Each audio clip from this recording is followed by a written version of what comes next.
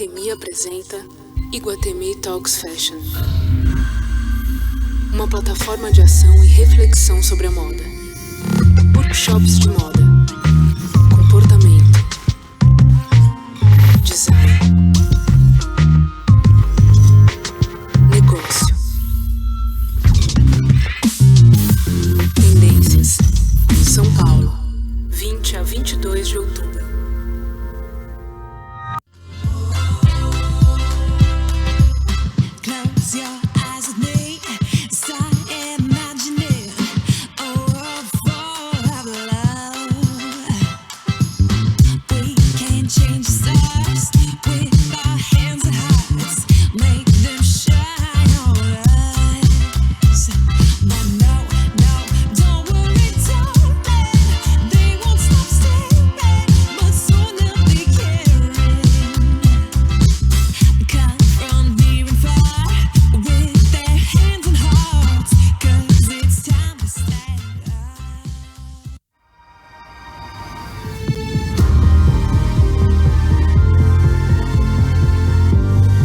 Audi e-tron Sportback, totalmente elétrico. Bem-vindos de volta agora para o primeiro painel que vai falar sobre liderança feminina. Ou seja, a gente está com um palco repleto de mulheres que fazem e acontecem.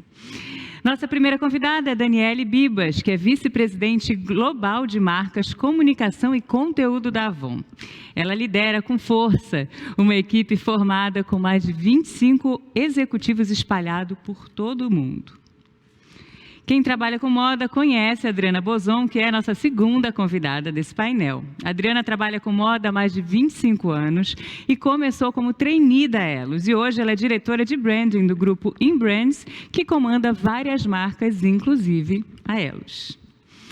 Nossa terceira convidada é jornalista, editora de moda, apresentadora de TV, curadora, escritora, publisher da plataforma que leva seu próprio nome, enfim.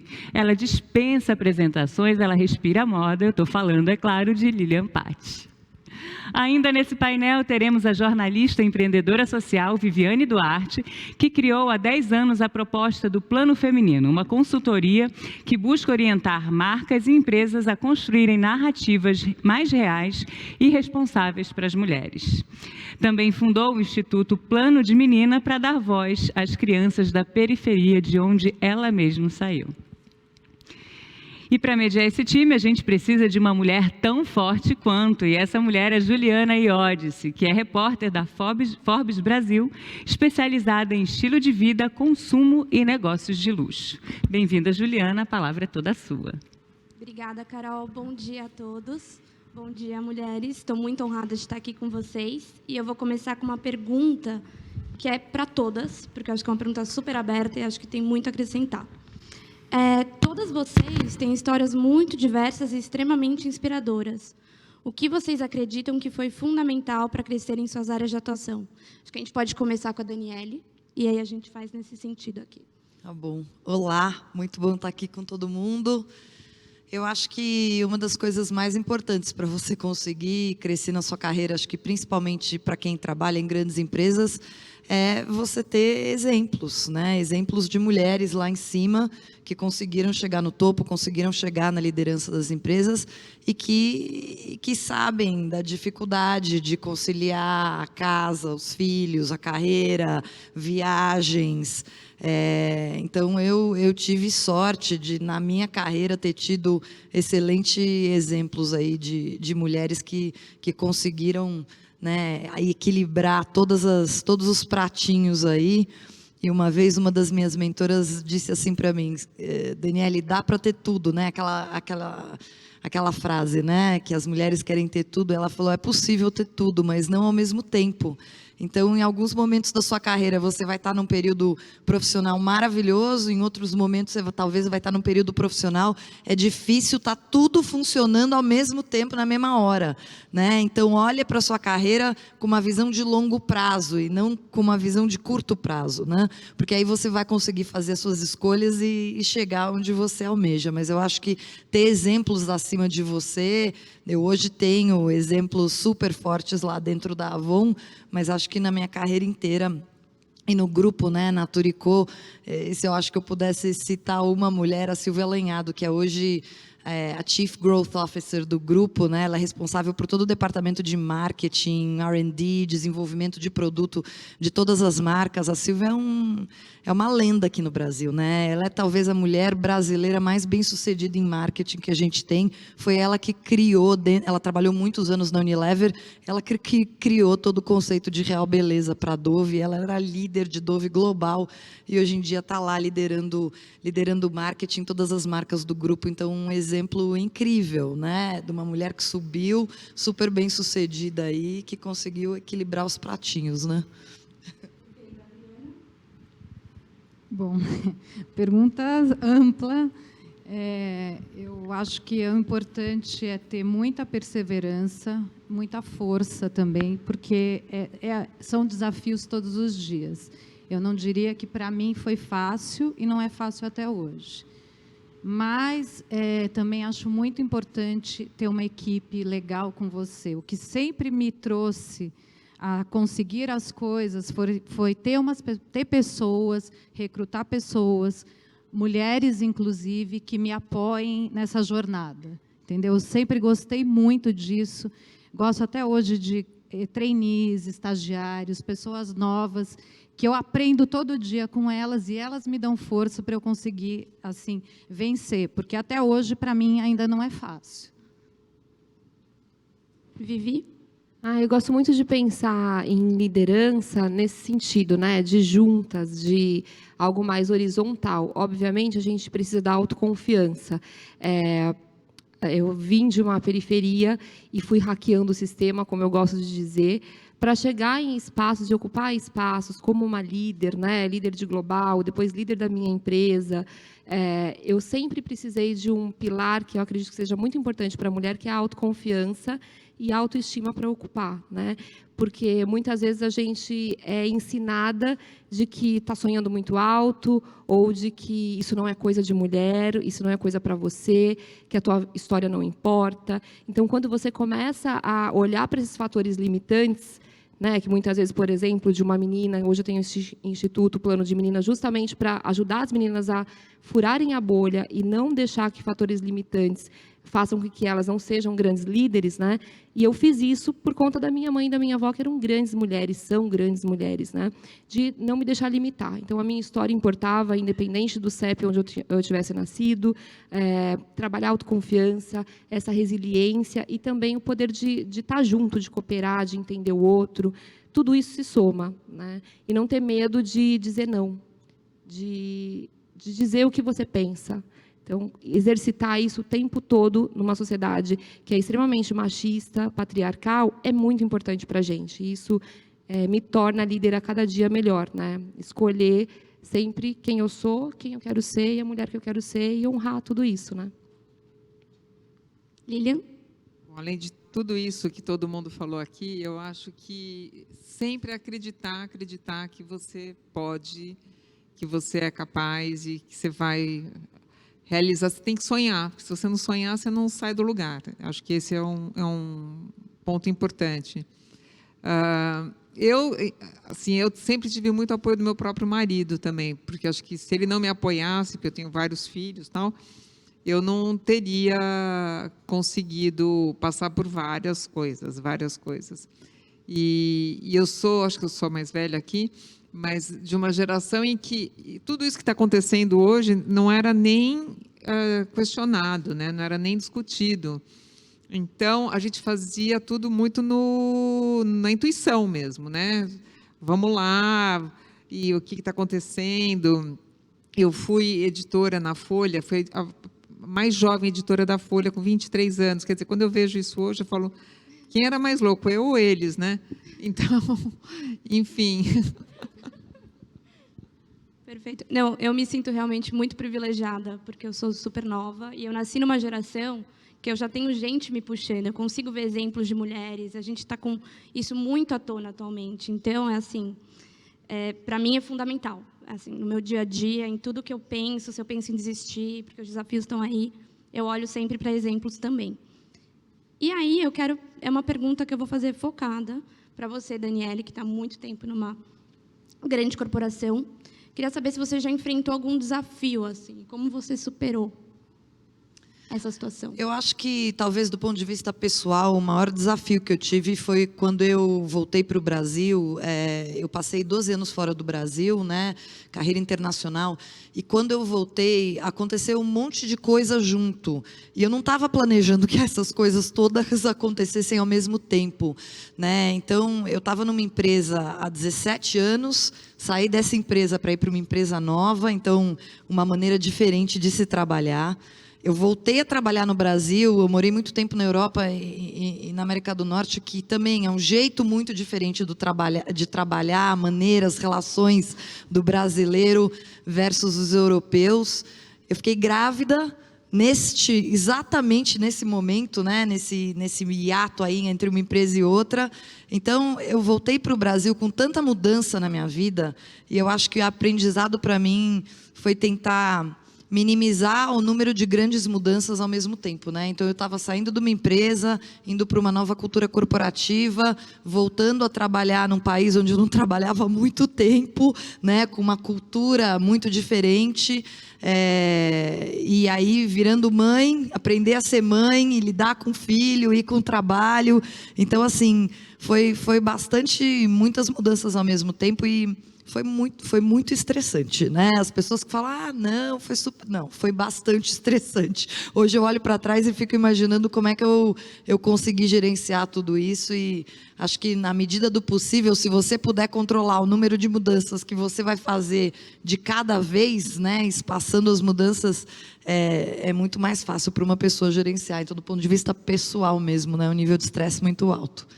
E você, na época, conseguiu contar com a ajuda de algumas pessoas? Minha família estava aqui, então acho que isso foi o ponto positivo, né? Eu sentia, assim, morar fora do Brasil, as pessoas romanceiam muito, né? Quem tem carreira internacional, que máximo, você vai morar, né, em Paris, em Londres e tal, mas tem um lado muito difícil de você estar, né, longe da sua família, então, e da minha cultura. Eu sou brasileira, né?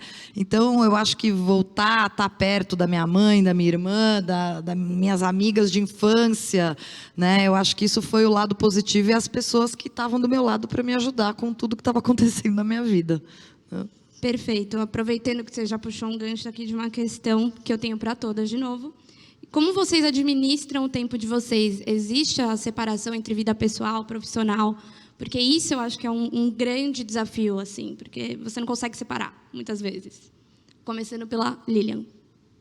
Bom, desde que eu faço home office, e não é na pandemia, faz talvez 20 anos que eu adotei o home office, porque, embora tenha o trabalho fora, mas eu sempre tenho um período do dia que era home office. E quando eu comecei, meus filhos eram muito pequenos, então era realmente uma confusão. É um aprendizado você estar em casa, porque tem a vantagem de você estar presente, mas ao mesmo tempo você não está presente. Então, fechar a porta é um sinal, né? Digamos, aqui não entra, mas você vai explicar isso para uma criança, ela não entende. O que eu acho é que, assim, hoje, especialmente com home office, a gente tem que entender que, se você é dono do seu tempo, você não precisa fazer os horários padrão. Então, você pode tirar aquela hora no meio do dia para fazer outra coisa, depois tudo bem, você vai ter que trabalhar até 10 da noite, meia-noite, mas você administrou, você escolheu aquilo. Então, essa coisa do tempo pessoal, ainda mais quando a gente, no meu caso, que eu acho que eu tenho uma profissão que eu amo tanto e que eu gosto tanto, é muito difícil você separar as coisas, entendeu? Quando você vê, você está na cama, trabalhando, porque aquilo faz parte tanto de você que você nem percebe que existe essa separação. Mas na tua primeira pergunta para a Dani, eu lembrei, como a gravidez sempre é um momento muito marcante, né? A minha primeira gravidez, especialmente, eu tive que ficar em repouso absoluto, e fiquei arrasada, porque eu não estava trabalhando. Mas tão arrasada que eu falava, não, vou voltar. Daí eu voltava, tinha problemas de novo, tinha que voltar para o repouso. isso porque eu estava exatamente numa nova situação na Folha mesmo, e quando eu vejo o meu editor, que é com quem eu mais estava preocupado, que era editor assistente, sai do jornal. Então, eu preocupadíssima com o projeto de implantação, daí eu falei, você vê como os valores, né? A gente precisa medir, porque uma vida vale muito mais do que o teu emprego. Isso aí a gente tem que aprender. Não há trabalho que mereça um sacrifício da sua vida familiar. Perfeito. Vivi? Eu concordo muito.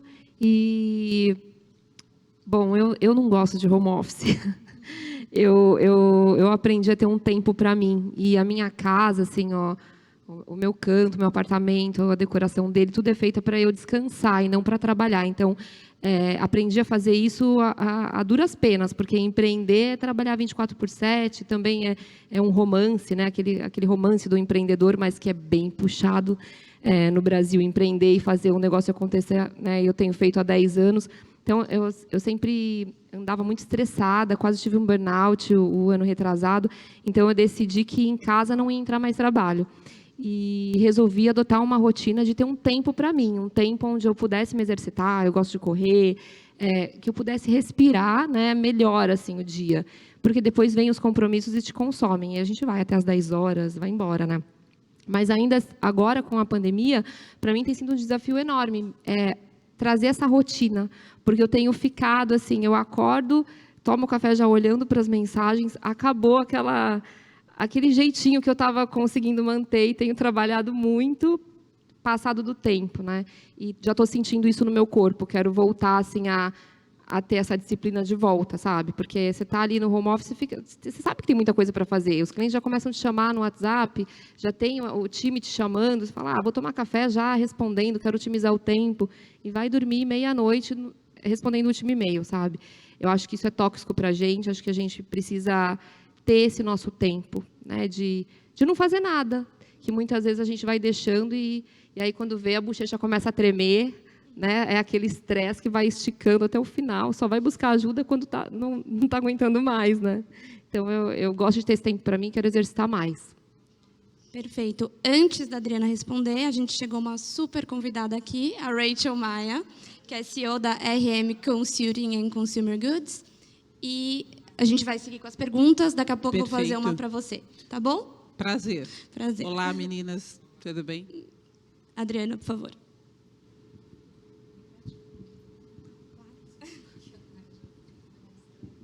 É tanta informação, a gente se perde, né? E a Rachel pode responder, então, que eu vou repetir agora. A minha pergunta era se existe a separação entre o tempo da vida pessoal e profissional, se você consegue separar. Para mim, acho que eu tenho um desafio um pouco maior até, porque eu sou casada e trabalho junto com o meu marido, tenho esse histórico de... Teve uma interrupção aí, a gente ficou uns 8 anos sem trabalhar juntos, mas agora ele retomou faz 3 anos também. Então, eu tenho um grande desafio que é trabalhar com o marido. Nós temos uma filha de 23 anos. Eu sempre, assim, por ter essa questão pessoal e profissional muito junta, isso vai muito para a minha casa.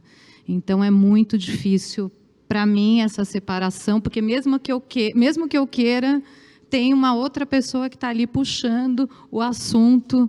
E, então, assim, o meu mecanismo hoje é, final de semana, eu não vou trabalhar mais, assim, então, pelo menos os finais de semana eu preservo para um prazer pessoal e não tocar no assunto. Se por acaso ele puxa a conversa, eu fico muda, porque eu não quero continuar o assunto, principalmente porque minha filha está junto.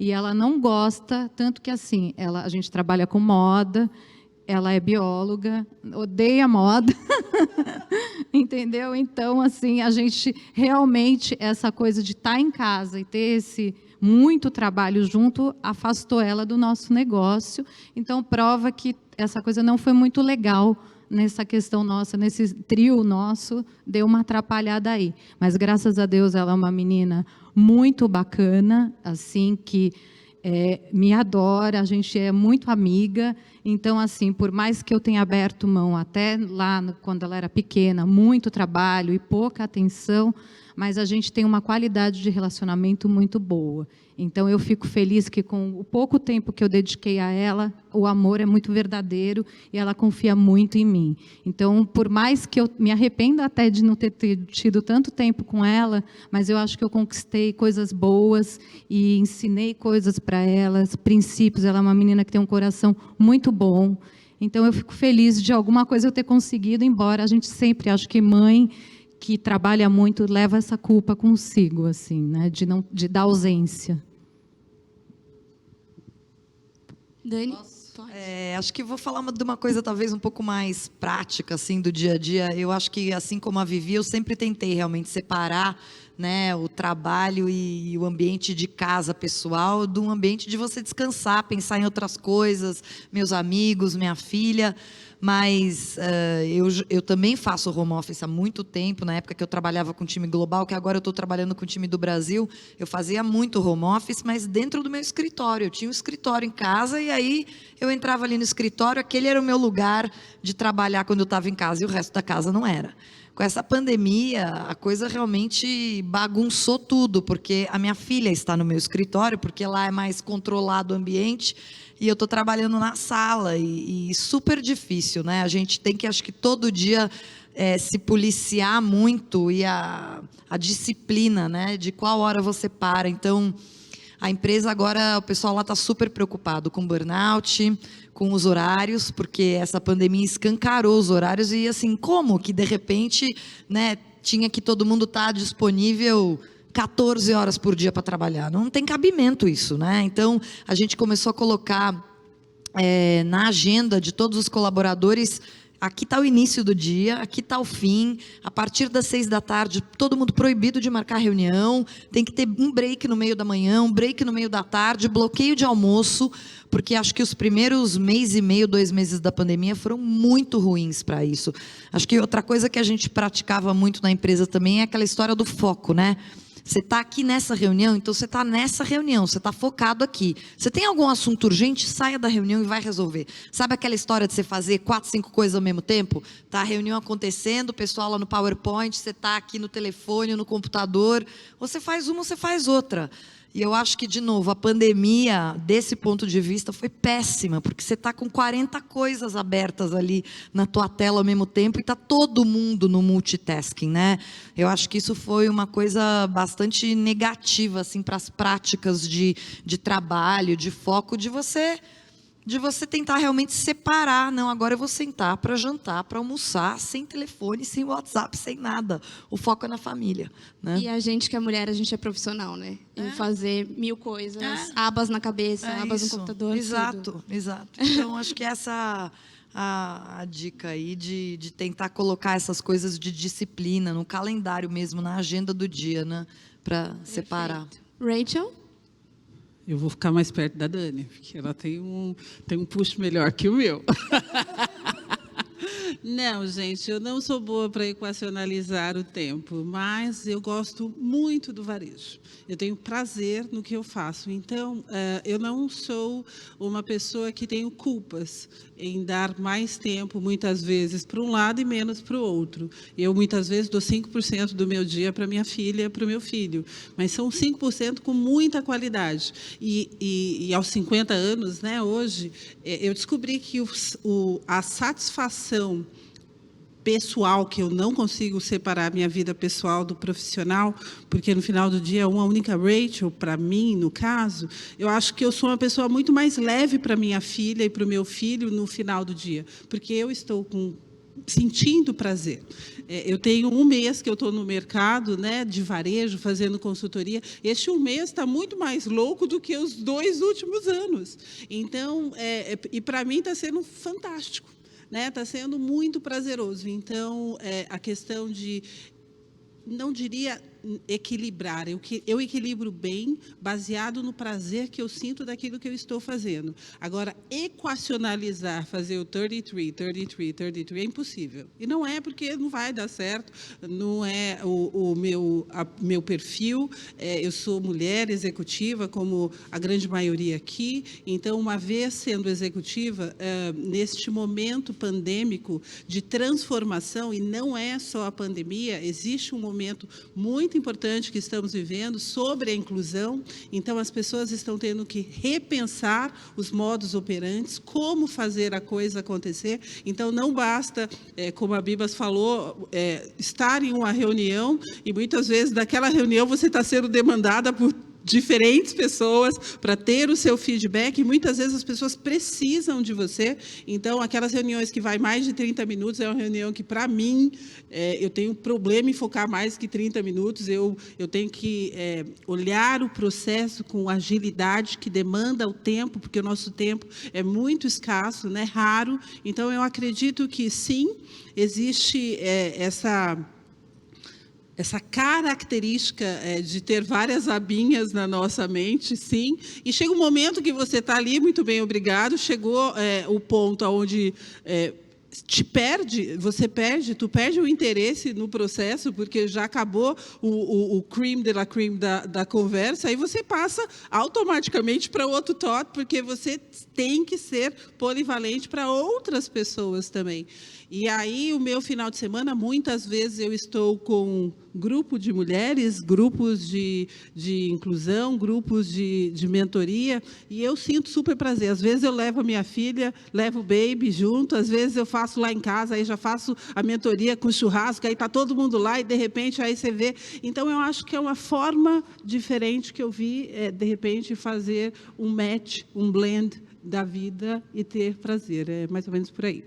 Posso fazer uma complementação? Fica à vontade. Eu acho que uma coisa positiva que a pandemia trouxe, porque eu acho que as empresas, sei lá, você tinha que quase que fingir que você não tinha vida pessoal, sabe? Quando você estava trabalhando, sabe aquele negócio de você deu super problema na tua casa, a máquina de lavar quebrou, ou sei lá, você, né, teve um vazamento e você tinha que manter a compostura, fingir que nada aconteceu. Eu acho que a pandemia trouxe tanto mais leveza para isso. E você tá lá na reunião, passa entre o filho, o gato, o cachorro, né, o barulho do ar-condicionado, do aspirador de pó, e tá todo mundo na mesma situação. Então, eu acho que isso foi positivo, né? Que todo mundo tem vida pessoal e vida profissional, né? E tem falhas mesmo, a tecnologia também, tudo tá. E quem diz que é falha? Você mostrar o seu pessoal no profissional. Ah, não. Não, só colocando dessa forma, de repente você não está preparada, não está com make apropriado para aquele call. Quem disse que é uma falha? De repente, aquele momento, você está mostrando o teu melhor. Né? Então, eu acho que existe a necessidade de olharmos este novo normal de uma forma um pouquinho mais abrangente, dar um step back e olhar, de repente, que você pode ser tão boa quanto no momento que você achou que era oportuno, você achar aquele momento oportuno, não necessariamente naquela hora pré-definida. Então, existe algo aí muito mais disruptivo do que ser o normal, ser o bacana, ser o excludente do processo, para que seu filho não passe atrás gritando, ou para que o gato não passe, né, suba no computador, aí desconecta tudo. Então, tem tudo isso. Todas essas casualidades fazem parte desse processo. Talvez a naturalidade, né? A gente ser muito mais natural no processo. Como quase a maioria aqui trouxe à tona o tema maternidade, eu tinha uma questão sobre isso, porque, infelizmente, ainda muita gente encara como impeditivo de uma carreira, tem muito preconceito ainda. E aí eu vou pegar por uma ótica mais positiva essa pergunta para vocês. Eu quero saber quais habilidades nasceram em vocês quando vocês se tornaram mães, assim, e que vocês vieram a aplicar também na vida profissional. Olha, quando você é mãe, primeiro você entende que você não comanda, que você tem que estar aberto a sua liderança vai até a página 2, porque o filho vem para te ensinar mesmo muitas coisas. Acho que a principal é essa, você não comanda, você orienta, você tenta levar, tal, mas no meu caso eu tenho 3, cada uma de um jeito. Daí você fala, mas como? Você educou igual? Não adianta, cada um tem sua personalidade e isso é muito bom. Então, eu acho que daí ser mãe te coloca novos valores, acho que você passa a enxergar, colocar as coisas de uma outra maneira, sendo que você não precisa, não é que você vai tirar o valor de uma para pôr na outra, mas você vai dar valor para coisas que antes você nem sabia que tinham. Na verdade, é isso, você tinha ignorância daquilo. Então, é muito bom ser mãe, porque eu acho que você fica muito mais inteira nos processos todos e com o tempo, com a maturidade. Porque quando eu fui mãe muito jovem, eu fiz muita besteira, eu acho. Depois, por exemplo, no terceiro filho, eu acho que eu fui maravilhosa. Mas na primeira, eu acho que eu fiz muita besteira, entendeu? E essa coisa da culpa, porque eu, pelo menos na minha primeira filha, tinha muita culpa. No terceiro, eu não tinha culpa nenhuma. Eu sabia, não, é isso aqui, agora eu quero isso, e depois eu quero aquilo. Mas acho que ser mãe só traz coisa boa, e é muito interessante como não atrapalha em nada a sua carreira, entendeu? É absolutamente possível conciliar, e às vezes você até melhora na carreira porque você foi mãe. Vivi? Eu tenho um filho de 21, e eu te entendo, meu filho único, tenho uma neta de 3 anos, e quando eu tive filho, aos 21 anos, e na faculdade ainda, terminando a faculdade, já trabalhando como estagiária numa Global, eu senti muito uma pressão de, nossa, acabou tudo para você. Coitada! Gente, tantas oportunidades para essa menina, deu ruim. Esquece, sabe? Vai ser mãe, querida, né? Porque a área de comunicação é uma área que demanda muito, você vai ter que viajar muito, ou seja, né? Acabou para você. Então, eu senti muito isso, fiquei um tempo muito perdida em relação à maternidade versus carreira, porque eu me sentia muito culpada mesmo. Comecei a crescer profissionalmente e viajava muito, trabalhava com trade marketing, então viajava o Brasil todo, e sentia essa culpa, né, que a gente carrega como mulher, de ter que dar conta de tudo, que a maternidade tem que ser exercida de uma forma X, que tem tantos % que você precisa dar, e aí a gente tem essa nossa justificativa agora que parece acalenta mais, que é responder para a sociedade, olha, eu tenho pouco tempo, mas eu tenho tempo de qualidade, tá? Pega isso para você e para de me encher o saco, né? Porque para a gente é uma resposta que realmente, a gente não tem 100% do nosso tempo para um pilar só da nossa vida, que, por exemplo, é a maternidade, né? E, obviamente, o tempo que a gente tiver vai ser de qualidade. Mas eu senti uma pressão como mãe, jovem, muito grande, que eu precisei trabalhar em terapia, precisei trabalhar no dia a dia, de entender quem eu era na fila do pão, a mulher que eu queria ser, e honrar essa mulher que tem várias versões, não tem uma só, não vai ser só mãe. Vai ser mãe, profissional, sempre sonhei em ser empresária, então eu quero isso para mim, então eu vou entender que eu não posso ouvir o que as pessoas falam, o que a sociedade desenhou, o que é uma mãe, né? E vou construir a minha jornada com meu filho, com outras pessoas, outras vivências. E fui fazendo isso, mas não foi fácil, sempre foi um desafio. E quando ele se tornou pai, indo para o intercâmbio, ele trouxe para mim a novidade de que não ia mais fazer intercâmbio, porque tinha se tornado, estava grávido com a namorada. A primeira coisa que eu fiz foi revisitar aquele lugar de culpa, sabe? De falar, gente, com certeza. E eu ouvi também de muitas pessoas da família que me ligavam, será que não está na hora de você dar um tempo? Trabalha demais, sempre, né, viajando muito. Será que esse menino não está precisando? Esse menino, o cara já quase formado, sabe? Começando a faculdade, com um monte de viagem nas costas, um monte de privilégio, um monte de informação. Né? Ele tem a vida dele, teve as escolhas dele, e que é uma bênção, a minha neta. Mas eu ouvi tudo de novo aquele lugar de culpa. Então, o tempo inteiro, na minha opinião, assim, com as minhas vivências, até nas redes de mulheres que eu converso, é de que a gente precisa tirar rótulos para poder honrar a mulher que a gente está se construindo, a mulher que a gente quer ser. Porque tem muito fator limitante, e na maternidade vem isso, né? Na própria pandemia a gente vê quantas mulheres, mães, sendo demitidas, com problemas dentro de casa, porque não tem divisão de tarefa, não tem privilégios para ter uma rede de apoio, ou alguém que cuide dos filhos, e tudo isso vai trazendo obstáculos para ela crescer. Então, rede de apoio é importante, não se culpar e construir sua própria jornada para, né, chegar onde você quer e honrar a mulher que você quer ser, né? A mulher que você é também, né? É porque a gente vê que os comentários voltam, né? Aconteceu com você 2 vezes, então parece que nada evoluiu, se a gente for pensar dessa forma. O feminicídio aumentou. né? Então, nós temos que levar esse ponto como algo importante e definitivo. Nós não podemos retroagir.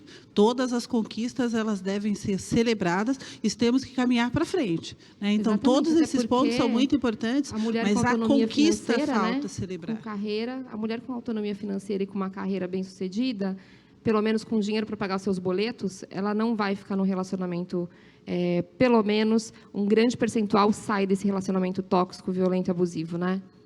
Ou simplesmente ela incomoda, por ser tão autossuficiente. Então, nós vivemos no Latin America, que ainda tem um mindset muito machista, né? Então, é uma questão de educação. Nós precisamos trabalhar esse ponto ainda. Eu ia comentar... Desculpa, mas eu ia comentar esse ponto. Eu acho que a maternidade, do ponto de vista pessoal, ela traz muito mais empatia, né? Para você se colocar no lugar de outra pessoa e você ver as coisas com outro ângulo. Mas eu acho que, do ponto de vista de carreira, e eu sempre trabalhei em multinacional, tem uma dificuldade enorme. As multinacionais, que a cada X anos, né, para você realmente crescer, você tem que mudar de país. Essa vida de caixeiro viajante, que é muito mais fácil ainda para o homem, né, fazer isso e levar a mulher, do que para a mulher fazer isso e levar o marido. Eu fui casada, né, na época que eu morei fora do Brasil, e eu tive várias oportunidades que eu adoraria ter ido, mas ele não queria ir de jeito nenhum. E aí você tem que fazer uma escolha. Você vai fazer o quê? Você vai acabar o seu relacionamento ou você vai pegar a oportunidade de carreira, né? E a primeira, a segunda, a terceira vez eu falei, não, eu vou priorizar o relacionamento, até que chegou uma hora que eu falei, não, isso aqui não está funcionando mais para mim. E eu acho que é difícil, né? Em vários momentos da minha carreira, eu tive que tomar decisões super conscientes. Durante os primeiros 8 anos aí na Avon, eu trabalhei em times regionais e globais, onde eu passava 25% do meu tempo fora do Brasil. Então, a minha filha cresceu e ela se habituou que uma semana por mês a mamãe não estava em casa. E ela estava na casa dos meus pais, né? E ela se habituou com isso. Eu acho que para ela foi muito bom, porque ela ficou independente. Mas é fácil? Eu não acho que é fácil. Eu acho que você tem que estar tomando decisão toda hora, e muitas vezes para a mulher, na América Latina, com uma sociedade em volta da gente que ainda é muito machista, as escolhas para a gente são muito mais binárias do que para um homem, né? Perfeito. Adriana? Então, acho que, né, essa coisa tem uma cobrança muito forte da sociedade, né? Acho que minha filha viveu muito isso, as festinhas, a mãe nunca estava, né? Aquele momento social que a mãe ajuda, eu não pude ajudar muito. Então, a gente carrega essa culpa, mas é muito bom, né? Para mim, eu sou realizada, muito realizada como mãe. Gostaria de ter tido mais filhos, mas talvez todo esse trabalho, isso tudo não me possibilitou. Mas eu acho que é muito importante. E hoje eu aprendo muito com a minha filha. Eu acho uma coisa legal de falar também, é que como ela tem 23 anos, ela está vivendo ela está muito mais perto de tudo isso que acontece hoje, tudo isso que a gente lê e vê, essa mudança comportamental, né, dessa nova geração. E eu vivo com ela e eu aprendo muito o que é totalmente diferente quando eu tinha a idade dela. Os desejos dela, as necessidades dela são totalmente outras. E, para mim, é importante isso, até profissionalmente, porque você lê, né, você vê tudo isso, mas você, tendo dentro de casa um jovem assim, que você vê que é muito diferente do que eu vivi naquela época. Então, acho que isso é uma coisa legal para trazer aqui também para a conversa, porque é uma geração que te traz muito aprendizado, porque são outros valores totalmente diferentes do que a gente teve, do que eu tive quando eu tinha a idade dela. É um mundo totalmente diferente, né? Que evoluiu muito rápido. Agora, acho que eu vou começar com a Rachel essa pergunta. O que é fundamental? Eu também quero falar dos meus 2 filhos. Ai, é verdade! E a sua história de maternidade é maravilhosa. Né, gente? Vocês fazem um negócio tudo certinho, você fica Rachel chega meio bagunçado.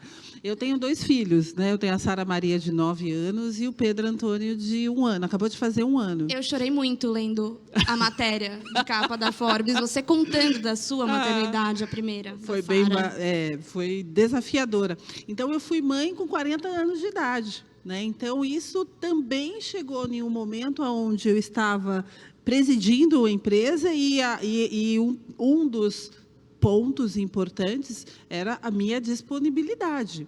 Então, isso é muito importante para mim, como profissional, ter a satisfação. E mesmo com os meus 2 filhos, deixando de medir o leite como media no primeiro, né, Lili? A gente mede o primeiro certinho, bonitinho. No segundo, você simplesmente coloca.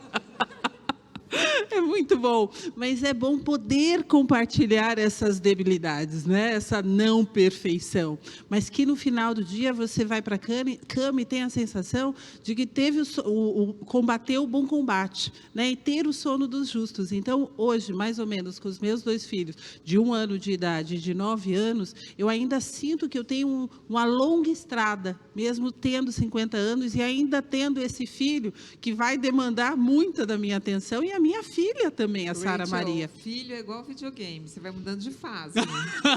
Adoro, Lili. Você vai mudando de fase. E aí, hoje de manhã, pelo menos, agora ele aprendeu, ele está engatinhando e levantando nas coisinhas, né? Eu mudei todo sabe, a organização da minha sala, da minha casa, do corredor entre o quarto dele e a sala, e tudo isso você faz assim, gente, não, mas hoje eu não posso, porque eu tenho o Iguatemi Talks, então eu tenho que sair rápido. E aí, mesmo assim, você está no meio de uma reunião e o garoto lá engatinhando, e a Sara Maria fala assim, ai mãe, ele fala muito, ele grita, não pode, e ela é toda ladyzinha, sabe, aí você vive dentro daquele caos, mas é o meu caos, dentro da minha ordem, né? Dentro daquele caos existe uma ordem que é só minha. Então eu acho que estar dentro desse processo contido, ainda em um mercado que demanda muito entender qual é o tipo da mulher gestora, porque nós temos o nosso estilo que é diferente do homem e que precisa se complementar. Então, neste aspecto, eu acho que a gente ainda tem um longo caminho, mas é um longo caminho prazeroso, aonde nós temos que entender as nossas debilidades e as nossas fraquezas e tentar entender com o analista, com o coach, com o mentor, como que a gente vive feliz. Porque se faz necessário viver feliz da forma que nós escolhemos. E só concluindo na questão de mãe ser do corporativismo, está tudo bem quando a mãe decidiu chegar até a gerência. Porque na gerência ela sabe que a demanda vai ser X, e sendo a demanda X, ela vai conseguir lidar bem na casa, ou ser a coordenadora. Nós, mulheres, temos que ser o melhor naquilo que nós optamos. Ou seja, é gerente, é coordenador, é diretor, é vice-presidente, sendo o melhor naquilo que você optou. E está tudo bem. Então, não é um inibidor de carreira ser mãe. Você tem que definir o que você quer para a sua vida. E aí, definindo, você vai atrás, corre atrás. Continua estudando, continua fazendo o seu melhor, ou continua fazendo jardinagem, ou continua costurando, porque é aquilo que você definiu para você, na sua carreira, ser feliz, combinado com o corporativismo. Perfeito. Obrigada, Rachel. Vou voltar na pergunta, que era o que a gente precisa para cada dia mais a gente ter mulheres em posição de liderança, que nem vocês, mulheres líderes. Eu acho que é mais ou menos isso que eu acabei de falar, né? Então, acho que nós temos que definir o nosso lugar de fala, aonde você quer estar. Fazendo parte do gênero, né, dessa questão do incluir mulheres no universo corporativo, mesmo sentando em cadeiras de vice-presidente ou presidente e vendo poucos, aquilo não pode te inibir. Né? Aquilo tem que ser o meio copo da tua fortaleza e entender como que você vai estar ali e que muitas vezes você traz uma ideia fantástica e o cara está do teu lado repete a mesma ideia e é ovacionado. Você tem que entender como atingir o teu objetivo da melhor forma e trazendo isso, com isso, a excelência, onde causa também um espanto positivo para as pessoas. Olha, eu não tinha avaliado dessa forma, ou eu nem tinha cogitado a possibilidade, que mulher é mais do que, né, a posição de HR, sometime merchandise, sometime marketing. Nós podemos ser qualquer posição, nós podemos sentar em qualquer posição. Basta definir. A primeira pessoa do singular deve definir, não o terceiro definir a tua posição.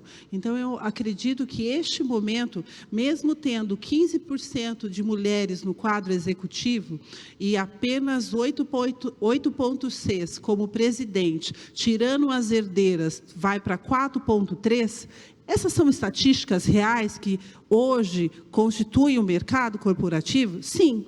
Mas como fazer para mudar?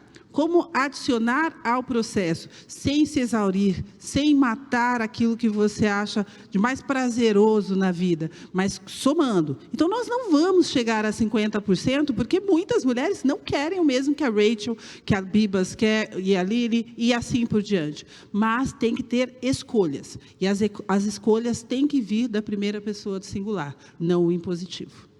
Perfeito. Daniele? Eu acho que as empresas precisam se colocar metas, né? Tudo quanto é empresa trabalha atrás de meta. Qual é a meta financeira? Qual é a meta organizacional e de inclusão? Então, se você está querendo ter mais mulheres na liderança, no primeiro nível, a partir do nível de diretoria, eu acho que tem que ter meta. Qual é o número? E os gestores têm que ser avaliados baseado nessas metas. Se você não tem hoje na sua empresa um quadro de liderança que tenha mulheres, o que você vai fazer? Você vai montar um programa de capacitação? Você vai treinar? Você vai dar coaching para essas mulheres? Como é que você vai identificar aquelas que têm alto potencial e aí treinar essas mulheres para que daqui a 3, 5 anos elas cheguem lá? Eu acho que a empresa tem que ter meta, porque no mundo corporativo, gente, é assim que funciona. Você corre atrás do número que colocam na tua frente, né? Então, eu acho que do ponto de vista de inclusão, se são mulheres, aqui no Brasil hoje em dia a gente está falando muito da população negra, então esse recorte, se são mulheres negras, ainda mais na liderança, eu acho que você colocou o objetivo e aí você vai traçar o seu caminho, como é que eu vou chegar lá. Então, eu acho que isso talvez seja o primeiro grande passo aí para as empresas terem mulheres na liderança, e depois toda a conversa sobre qual é o ambiente que você precisa criar para que as mulheres consigam conciliar a sua vida pessoal, os filhos, a casa, com aquele ambiente corporativo, os horários flexíveis, trabalhar de casa, e aquela história toda, conversa que a gente já conhece, né? A gente está com o nosso tempo quase acabando de questões que eu preparei, porque a gente tem questões do público em breve. Então, alguém mais quer fazer um comentário sobre? Eu quero falar sobre a síndrome do impostor, né? Quando a gente pensa em mulheres líderes, e a gente teve falas tão importantes aqui, da Rachel, da Dani, né? E as meninas, a Lilian, a Líria, a gente fala do nosso lugar de fala, né? De onde a gente chegou, o que a gente conquistou e a nossa percepção sobre o mundo. Mas existem diversas mulheres em diversos lugares de fala, né? A Rachel trouxe os números de mulheres na liderança. Se a gente perguntar mulheres na liderança, mas de que raça, como a Dani trouxe, mulheres negras, a gente não vê, né? Eu pelo menos, só conheço a Rachel, que ocupou um cargo de CEO como mulher negra no Brasil, que tem 54% da população declarada como negra. E quando a gente pensa em mulheres e ser líder, e ser objetiva, a gente ouve muitas coisas que limitam a gente, né? Nossa, essa daí está precisando mesmo, né? Está de TPM, está precisando de um namorado, grossa, né? Então, quando a gente vai formatar o que é ser uma mulher líder, a primeira coisa é tirar a síndrome da impostora da nossa frente, que são esses fatores de que a gente não pode, ou a gente precisa se adequar a um modelo, uma narrativa, um tom de voz para ser aceita, né? E tudo isso impede a gente de ser líder, de ocupar uma cadeira dentro de uma empresa. Mas a gente ainda não pode tomar essa decisão. Na minha opinião, dentro dos números que eu vejo no Brasil, a gente ainda não tem esse primeiro lugar de fala, com todo respeito, Rachel, porque a gente ganha 30% menos, né? A gente ainda tem uma luta muito grande para... Gente, eu tenho 42 anos, eu sinto que eu tenho 120 anos para ocupar a cadeira que eu ocupo, por ter saído do lugar que eu saí, da freguesia do Ó. E olha que a minha família ainda tinha privilégios, mesmo sendo uma menina de periferia, né? Então, para a gente fazer esse tipo de movimento, de ocupar espaço, de ser uma mulher líder, primeiro a gente tem que acreditar na gente, parar com essa síndrome da impostora, de ficar, eu preciso me adequar a essa narrativa. Segundo, é entender nosso lugar de fala e lutar por rede de apoio, né? Acho que a gente aqui como líderes, a gente tem obrigação mesmo, né? É uma reparação histórica para para o nosso gênero. O que eu posso fazer com o privilégio que eu tenho na mão? Eu tenho que puxar outras mulheres, eu tenho que dar voz para outras mulheres. Eu não estou satisfeita em estar sentada aqui, nesse lugar incrível, ao lado de vocês, gente, venci. Não venci nada. Quantas mulheres ainda estão lutando para chegar e serem líderes e tirar todo esse monte de fator limitante? Então, é legal a gente trabalhar e aterrissar com a realidade, porque senão a gente acha que o mundo está tudo bem, e aí tem um monte de mulher que está ouvindo a gente que fica, nossa, a gente só reforça essas mulheres a acreditarem que elas não podem, mas elas podem. É realmente difícil ocupar essa cadeira que a gente está aqui, né? Mas eu acredito que vocês também, a gente vai fazer a nossa parte, criar redes de apoio, puxar umas às outras e acreditar na nossa potência, né? Sem dúvida, mas quando a gente vê historicamente como a mulher conquistou tantas coisas, né, no último século, digamos, porque por direito a voto, gente, até outro dia tem países da Europa que a mulher não votava. Dos últimos 163 anos. Não é? Mais preciso. É uma loucura. Então, quer dizer, mas em cada país isso aconteceu em determinado momento. Então, são tantas conquistas que recentes, é isso que é o mais louco, e é isso, a gente tem que criar essa rede de apoio mesmo, porque a gente entende o que a outra está passando. Você também entende o que o homem está passando, ou o trans, enfim, mas a gente tem uma empatia muito maior quando você conhece aquela situação. E eu queria sugerir, que eu estou muito encantada com essa figura, que é a Ruth Bader Ginsburg. Queria propor que todo mundo assistisse o documentário, o filme sobre ela, Notorious R.B.G., porque ela é um exemplo disso, entendeu? De uma mulher que ninguém ouvia, e foi, graças a Deus, terminou a vida consagrada, reconhecida, respeitada, como juíza, e é uma história maravilhosa. Então, ali você vê que é possível, mas você tem que realmente ter o foco e a coragem, né? Porque senão... Planejar, executar e ter a resiliência no meio do caminho, né? Porque você vai ralar muito o joelho. Super. E a Ruth, uma mulher branca, privilegiada, com o apoio do marido, que eu sou super fã, mas branca, hétero, privilegiada e com o apoio de um marido e de um lugar de fala muito importante para ela chegar e não ser barrada, não ser presa, não ser tratada como uma pessoa marginal. Então, ela podia enfrentar todas as pessoas que ela enfrentou de cabeça erguida, porque ela tinha os privilégios para isso também, né? Então, toda a honra a ela, porque gosto muito dela, mas, mais uma vez, tudo isso a gente tem que ir olhando qual que é o lugar de fala dessa mulher, né? E não desprestigiar, mas entender isso é importante, né? Eu acho que esse momento aqui, desculpa, mas nós estamos dando este empower para as mulheres que estão nos assistindo. Falando, sim, você pode, mesmo que você sinta coagida. O meu lugar de fala no luxo foi cavado, galgado pela Érica Gereissati. Ela foi a primeira pessoa no luxo que me deu a oportunidade, entendeu o talento, aquilo que eu poderia somar no varejo e abriu as portas e foi minha mentora. Antes que qualquer um falasse de forma redundante ou de uma forma que é muito legal o speech, mas a vida prática fica longe daquele inclusivo.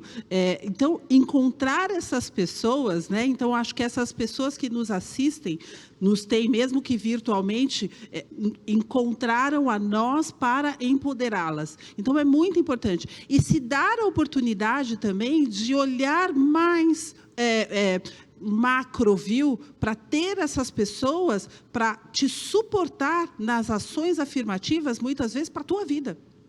Né? Então, eu acho que é muito importante, muitas vezes, eu me sinto, sim, sozinha no lugar, como você muito bem disse, não é bacana ser 0,4% de empresas globais, não é legal isso. Então, eu quero muito mais. Então, por isso que hoje eu me coloquei à disposição de um mercado que quer ouvir, que quer saber como, mas esse como só é possível sendo feito através de uma rede de apoio.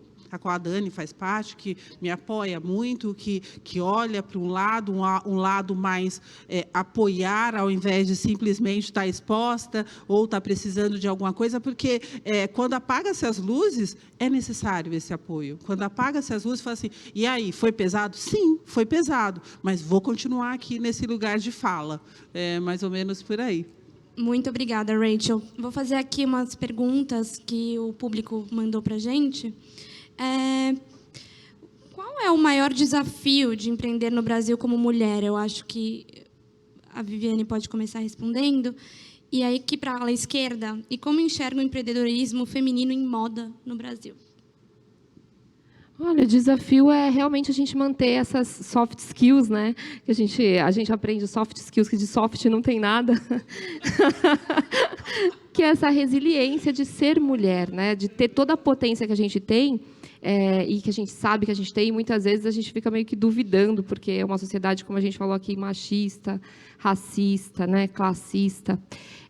Eu gosto muito de sempre falar de onde eu vim, para onde eu estou indo, o que eu estou conquistando, porque, primeiro, eu tenho que honrar a minha história, né? E eu gosto de ir furando essas bolhas, né? De lugares que eu consigo circular hoje, por exemplo, com um instituto que está em todas as periferias do Brasil. Eu circulo do Capão Redondo até a Vila Olímpia, onde eu moro. Então, eu consigo ter essa visão de olhar, principalmente Brasil, nós, mulheres, o nosso grande desafio hoje é trabalhar sem competir, sabe?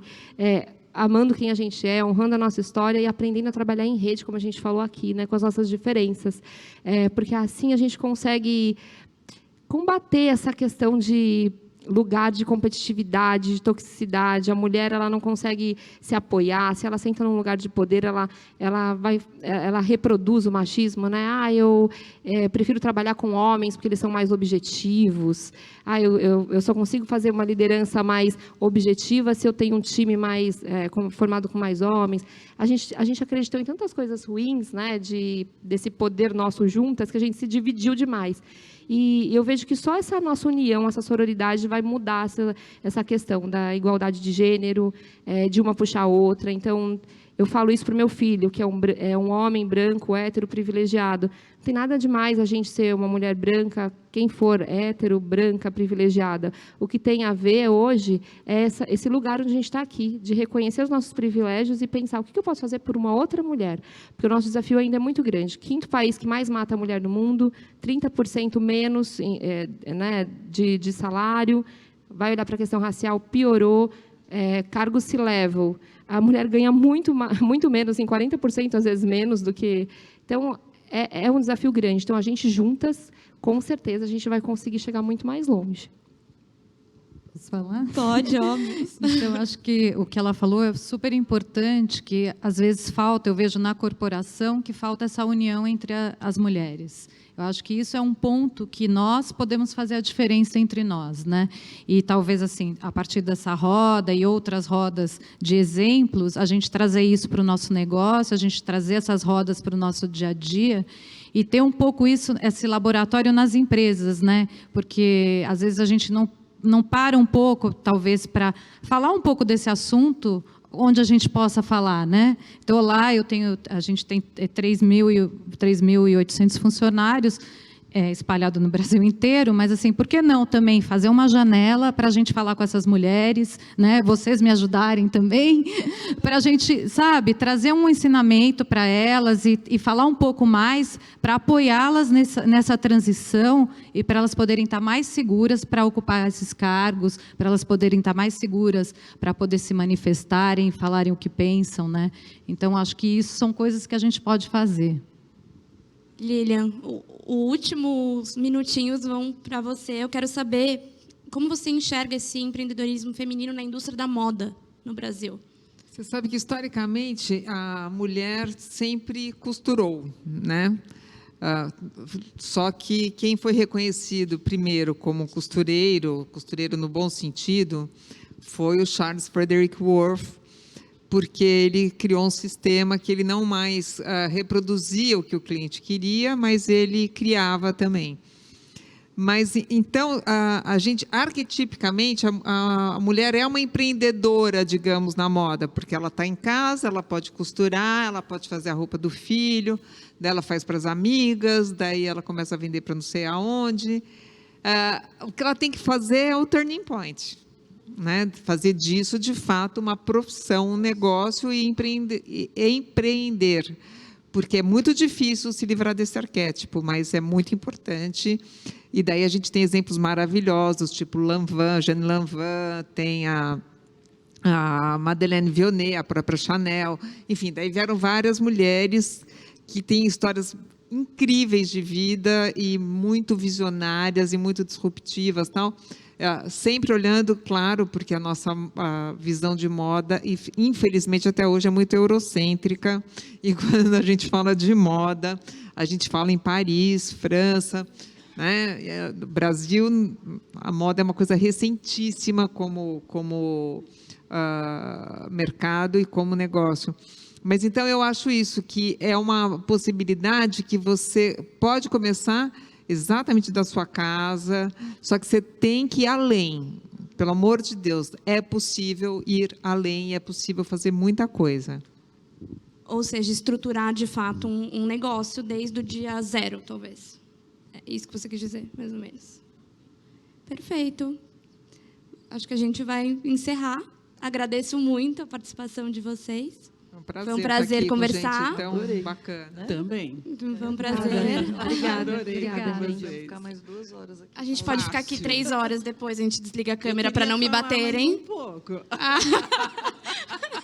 Ficassem 5 horas falando, eu estou adorando o papo, é uma delícia mesmo, assim, é inspirador e terapêutico. Eu acho que estava todo mundo aqui sorrindo, olhando em volta, porque é de bater palma para todas vocês e para a gente também que está assistindo em casa, nós mulheres, porque eu acho que a gente demorou um pouquinho, né, para entender o nosso espaço e entender que a gente pode ser dona, né, da nossa história. Posso só falar uma coisa que eu acho que é importante? Tem tantos homens aqui em volta que esse empoderamento da mulher não ameaça em nada o homem. Acho que isso é importante também, né? Os homens entenderem que é possível todo mundo andar lado a lado. Não é excludente, né? Pelo contrário, nós precisamos. Eu acho que esse blend vai ser perfeito. E aí não tem como dar errado. Mas nós precisamos de vocês também, meninos, mas de uma forma mais trazendo a equidade, né? E nesse primeiro momento, e no segundo momento, sim, a igualdade. Porque primeiro vamos tratar com equidade, não precisa ser igual, mas nós temos o nosso direito, e depois a gente coloca assim, ó, par a par. Muito, muito obrigada mesmo. E eu acho que esse painel é um assunto completamente diferente do que foi abordado ontem, até mais cedo, mas o assunto falando de liderança feminina, e a gente sempre volta para aquela história de que é através do coletivo que a gente consegue causar uma mudança de impacto real no mundo. Muito obrigada. Palmas para vocês. Obrigada, meninas. Gente, dito isso, estou aqui emocionada, me arrepiei várias vezes escutando esse painel que essas mulheres incríveis deram de presente para a gente, na verdade, né? Eu queria lembrar agora, voltando à vida aqui, queria lembrar vocês que a nossa hashtag é Iguatemi Talks Fashion, então usem e abusem dela. E também queria lembrar que se você ainda não visitou o e-commerce Iguatemi 365, vale entrar lá, porque tem muitas grifes nacionais e internacionais exclusivas e que hoje estão com 10% off usando o cupom 365TALKS. Daqui a pouco eu volto, às 12h30, para uma entrevista incrível com mais mulheres incríveis, Rita Carreira e Luanda Vieira. Aproveitem um tempinho, já já a gente está de volta. Até já!